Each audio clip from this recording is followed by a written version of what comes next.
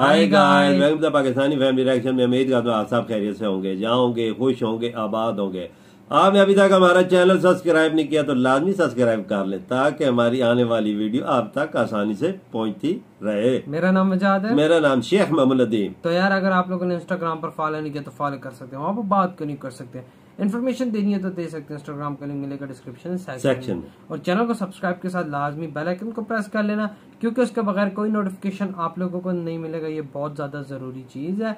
तो यार आज का वीडियो बहुत ही ज्यादा कमाल का होने वाला है। काफी ज्यादा वीडियो की रिक्वेस्ट आ रही थी, तो वीडियो का टाइटल है Germany change statement after 13 days on India ban. मतलब इंडिया को जो बैन लगा है उस पर जर्मनी ने काफी आलोचना की थी, तो कुछ आई थिंक इन्होंने अब स्टेटमेट बदली है। ये तो वीडियो वॉच करेंगे तभी पता लगेगा, जाहिर सी बात है।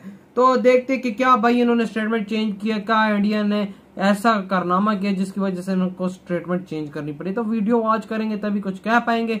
तो कारण करते 3 2 1 एंड स्टार्ट।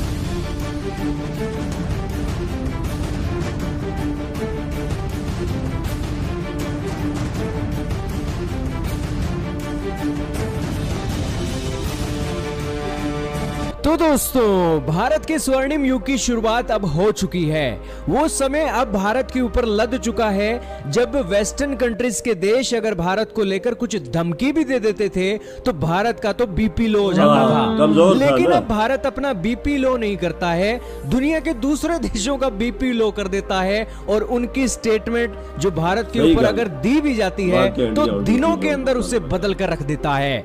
आप कहोगे कि हम मोदी सरकार की इतनी तारीफ क्यों कर रहे हैं?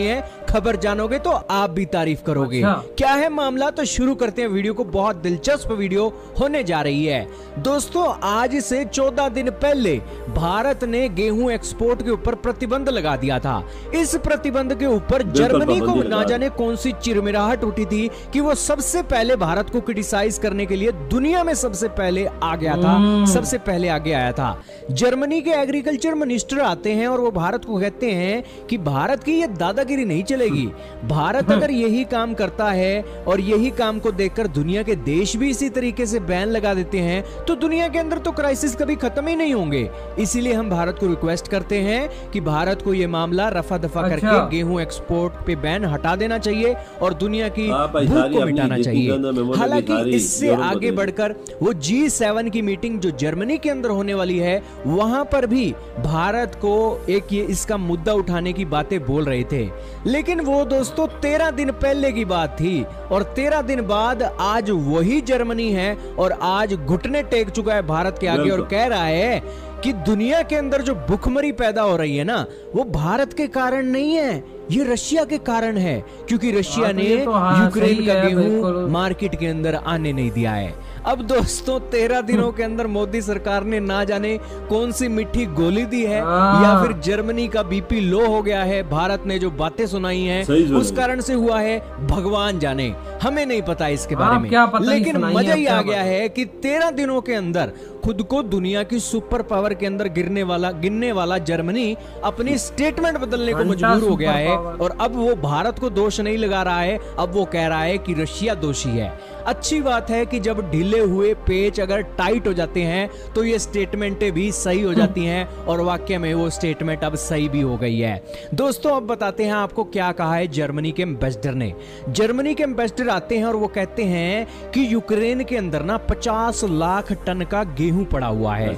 50 लाख का टन गेहूं पड़ा है। ये गेहूं अफ्रीका के और गरीब देशों के अंदर जाएगा तो भूख मिटा देगा और दुनिया के अंदर जो फूड हंगर है वो खत्म हो जाएगी। हालांकि यही बात तो भारत कर रहा था, लेकिन जर्मनी के एग्रीकल्चर मिनिस्टर को ही चिरमिराहट उठी थी और उन्होंने बातें बोली थी। अभी जर्मनी के एम्बेसडर जो है वो कह रहे हैं कि भारत तो जी दुनिया की 1% से भी कम वीट एक्सपोर्ट करता है और उनके देश के अंदर जो हीट वेव के कारण हालात पैदा हुए हैं उस कारण से भारत ने गेहूं एक्सपोर्ट पे प्रतिबंध लगाया है, वो बिल्कुल जायज है।